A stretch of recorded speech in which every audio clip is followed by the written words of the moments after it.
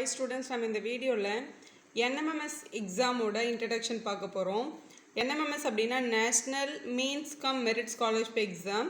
இந்த exam எழுதுறதுக்கான eligibility என்னன்றது first உங்களுக்கு தெரிஞ்சிருக்கணும். இந்த எக்ஸாம் அப்பியர் ஆகிறதுக்கு கரண்ட்டில் நீங்கள் 8th ஸ்டாண்டர்ட் படிச்சுட்ருக்கணும். கண்டிப்பாக அது ஒரு கவர்மெண்ட் ஸ்கூல்லையோ இல்லைனா கவர்மெண்ட் எய்டட் ஸ்கூல்லையோ படிச்சுட்டு இருந்தால் மட்டும்தான் வந்து இந்த எக்ஸாம் வந்து அப்பியர் ஆக முடியும். இது உங்களோட ஃபஸ்ட்டு கண்டிஷன்.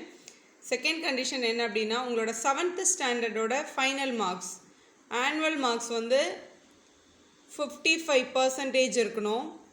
எஸ்சி எஸ்டி ஸ்டூடெண்ட்டாக இருந்தால் 50% இருந்தால் போதும் அப்படின்னு சொல்லியிருக்காங்க. மூணாவது எலிஜிபிலிட்டி கண்டிஷன் பேரண்ட்டோட ஆனுவல் இன்கம் கண்டிப்பாக 1,50,000க்கு இருக்கலாம், இல்லை அதை விட கம்மியாக இருக்கலாம். அப்படி இருந்தால் உங்களால் இந்த எக்ஸாம் அப்பியர் ஆக முடியும். ஸோ இந்த 3 கண்டிஷனும் இருக்கிறவங்க மட்டும் தான் எக்ஸாமுக்கு அப்பியர் ஆக முடியும்.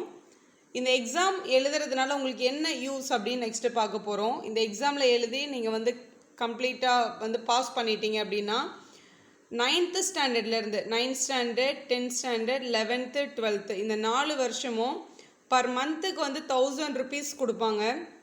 உங்களோட பேங்க் அக்கௌண்ட்டுக்கே வந்துடும். ஸோ 9th ஸ்டாண்டர்ட்லேருந்து ஸ்டார்ட் பண்ணும்போது இப்போ ஒரு மந்த்துக்கு 1000 அப்படின்னும் போது 12 monthsக்கு 12,000 rupees உங்களுக்கு கிடைக்கும். அதாவது ஒரு வருஷத்துக்கு 12,000 rupees கிடைக்க போகுது. ஸோ இங்கே 4 வருஷம் இருக்குது. அப்போ 4 வருஷத்துக்கும் சேர்த்து பார்க்கும்போது டோட்டலாக உங்களுக்கு கிடைக்க போகிற அமௌண்ட் வந்து 48,000 rupees கிடைக்கும். ஸோ இந்த எக்ஸாம் பாஸ் பண்ணுறது ரொம்ப சிம்பிள். ஸோ இந்த அமௌண்ட் வந்து சென்ட்ரல் கவர்மெண்ட்லேருந்து ஸ்டூடெண்ட்டுக்கு வந்து கிடைக்குது. நெக்ஸ்ட்டு வந்து எக்ஸாம் பேட்டர்ன் என்ன அப்படின்றத பார்க்கலாம். ஸோ இந்த எக்ஸாம் வந்து எப்படி கண்டக்ட் பண்ணுவாங்க அப்படின்னா ஒரே நாள் ஒரே இதில் 2 எக்ஸாம் எழுதுகிற மாதிரி இருக்கும். எக்ஸாம்ஸோட நேம் வந்து மேட் சேட். ஒரே நாள் தான் கண்டக்ட் பண்ணுவாங்க. டைமிங் மட்டும் டிஃபர் ஆகும். ஆக்சுவலாக மேட் எக்ஸாம் வந்து மார்னிங் 9:30லேருந்து 11 o'clock வரைக்கும், சேட் எக்ஸாம் வந்து 11:30லேருந்து 1 o'clock வரைக்கும் நடக்கும். ஸோ மார்னிங் செக்ஷன்லேயே 2 எக்ஸாமும் கம்ப்ளீட் பண்ணிடுவீங்க.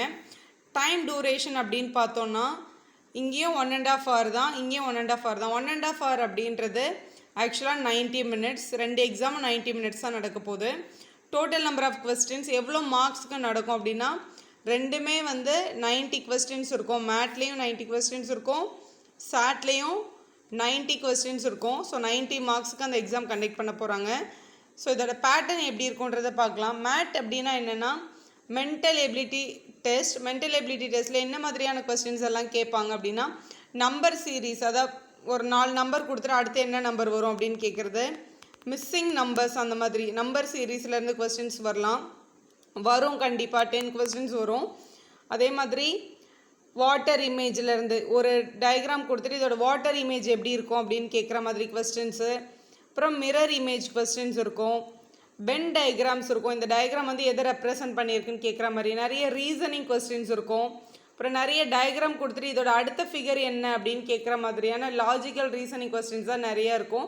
இது எல்லாத்துக்குமே நம்மளோட சேனலில் தனித்தனியாக வீடியோ இருக்குது. அது ஜஸ்ட்டு போய் பாருங்கள், பார்த்தாலே ஐடியா கிடச்சிரும். ரொம்ப ஈஸியாக பாஸ் பண்ணிடலாம். அதே மாதிரி சாட் அப்படின்றது வந்து ஸ்காலர்ஸ்டிக் ஆப்டிடியூட் டெஸ்ட். இது வந்து என்னென்னா உங்களோட சப்ஜெக்டில் இருந்து தான் இதை எழுத போகிறீங்க.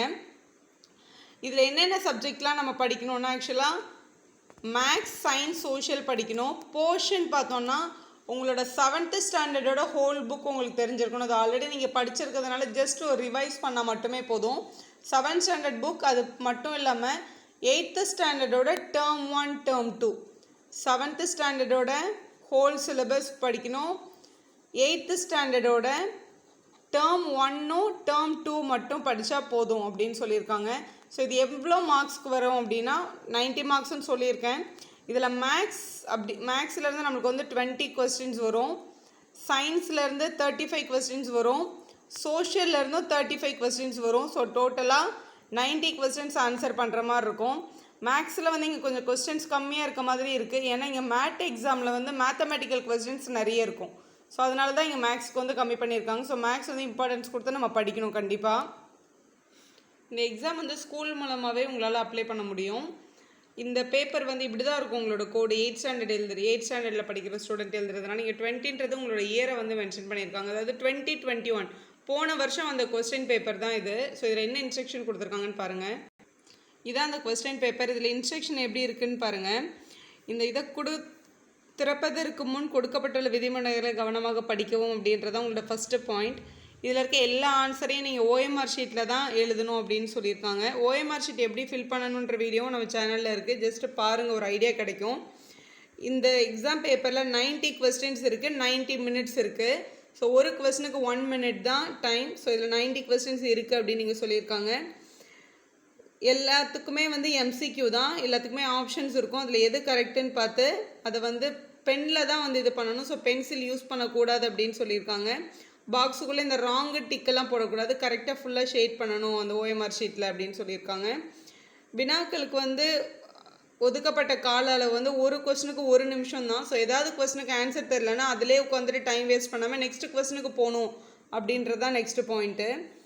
ஏதாவது ஒரு கொஸ்டினுக்கு ஆன்சர் தெரியல அப்படின்னா அதில் அந்த கொஸ்டினை வந்து விட்டுட்டா ஓகே. ஏன்னா நெகட்டிவ் மார்க்கிங்கும் உங்களுக்கு கிடையாது. விட்டுட்டு நெக்ஸ்ட் கொஸ்டின் போயிடணும். ஏன்னா அதிலே செலவு பண்ணால் கடைசியில் இருக்க சில கொஸ்டின்ஸை படிக்கக்கூட டைம் இல்லாமல் போயிடும் அப்படின்னு நீங்கள் மறுபடியும் சொல்லியிருக்காங்க. இதோட இன்னொரு இம்பார்ட்டண்டான பாயிண்ட் எப்படின்னா, இதோட போட்டு பார்ப்பீங்கள்ல அந்த ரஃப் ஒர்க், அது எல்லாத்தையும் இந்த புக்லெட்டில் நீங்கள் எங்கே வேணாலும் பண்ணிக்கலாம். கொஸ்டின் பேப்பரில் ஓஎம்ஆர் ஷீட்டில் பப்ளிங் தவிர எதுவுமே பண்ணக்கூடாது அப்படின்னு சொல்லியிருக்காங்க. ஒரு கரெக்ட் ஆன்சருக்கும் 1 மார்க் கொடுப்பாங்க அப்படின்னு சொல்லியிருக்காங்க. தேர்வு கம்ப்ளீட் ஆனதுக்கப்புறம் ஓஎம்ஆர் ஷீட்டை மட்டும் வந்து இன்விஜிலேட்டர்கிட்ட கொடுத்தா போதும். இந்த வினா நூல் தொகுப்புன்றது உங்களோட கொஸ்டின் பேப்பர் புக்லெட் வந்து நீங்களே எடுத்துகிட்டு போயிடலாம் அப்படின்னு சொல்லியிருக்காங்க. அப்புறம் உங்களோட ரிஜிஸ்ட்ரேஷன் நம்பர் இருக்கும், ஒரு 7 டிஜிட் நம்பர். அதை வந்து கண்டிப்பாக கொஸ்டின் பேப்பரில் எழுதி வச்சுக்கணும். கொஸ்டின் பேப்பர்லேயுமே அது இருக்கும். அது வந்து பத்திரமா வச்சுக்கோங்கன்னு சொல்லியிருக்காங்க. ஏன் அப்படின்னா எதுக்காவது அவங்கள வந்து நம்ம காண்டாக்ட் பண்ணணும் அப்படின்னா அந்த நம்பரை யூஸ் பண்ணி தான் அவங்கள காண்டாக்ட் பண்ண முடியும். அதனால் பத்திரமா அந்த நம்பரை எழுதி வச்சுக்கோங்க அப்படின்னு சொல்லியிருக்காங்க. ஸோ நெக்ஸ்ட்டு பேஜில் வந்து ஆன்சர் பண்ண ஆரம்பிக்கலாம் அப்படின்னு சொல்லி கம்ப்ளீட் பண்ணியிருக்காங்க. உங்களோட கொஸ்டின் பேப்பர் பாருங்கள், இப்படி தான் இருக்குது. ஸோ ஃபஸ்ட்டு வரது வந்து விடுபட்ட எண்களை எழுத்துக்களை கண்டுபிடிக்க அப்படின்றதுல வந்து ஒரு 10 கொஸ்டின்ஸ் இதே பேட்டர்னில் கொடுத்துருக்காங்க. So first 10 question number series 11லேருந்து அந்த ரிலேஷன் கேட்டிருக்காங்க. கோடிங் மாதிரி மேன் சைல்டுனா கவ் என்னவாக இருக்கும் அப்படின்ற ரிலேட்டட் கொஸ்டின் கேட்டிருக்காங்க. ஸோ நெக்ஸ்ட்டும் பாருங்கள் 13லேருந்து அதே மாதிரி ரிலேட்டட் கொஸ்டின். பட்டர் வந்து மில்க் ஆச்சுன்னா புக் என்னவாக இருக்கும் அப்படின்ற மாதிரி ரிலேட்டட் கொஸ்டின் தான். அதே மாதிரி ஆல்ஃபபெட்லேயும் கொஸ்டின்ஸ் கேட்டிருக்காங்க. ஸோ இந்த மாதிரி தான் உங்களோட கொஸ்டின் பேப்பர் இருக்குது. கோடிங் டீகோடிங் யூஸ் பண்ணி நிறைய கொஸ்டின்ஸ் கேட்டிருக்காங்க. ஸோ வரப்போகிற வீடியோஸில் இதோட சொல்யூஷன்ஸ் எல்லாத்தையும் நான் அப்லோட் பண்ணுறேன். இந்த மாதிரி டைரக்ஷன்ஸ் யூஸ் பண்ணி கொஸ்டின்ஸ், மேக்ஸ் கொஸ்டின்ஸ் கூட இருக்குது பாருங்கள். ஸ்கொயர் ரூட், அதனால தான் வந்து சேட்டில் மார்க் கம்மி பண்ணியிருக்காங்க. ஏன்னா மேட் கொஸ்டின் பேப்பரில் கொஞ்சம் மேக்ஸ் கொஸ்டின்ஸ் இருக்கிறதுனால. இந்த மாதிரி சிம்பிள் எக்ஸ்சேஞ்ச் பண்ணி சால்வ் பண்ணுற ப்ராப்ளம்ஸ், போர்ட் மாஸ் அப்ளிகேஷன்லாம் நிறைய கொஸ்டின்ஸ் இருக்குது. ஸோ எல்லாத்துக்கும் ஷார்ட்கட் கற்று வச்சுக்கிட்டோன்னா ஈஸியாக சால்வ் பண்ணிட்டு போயிடலாம்.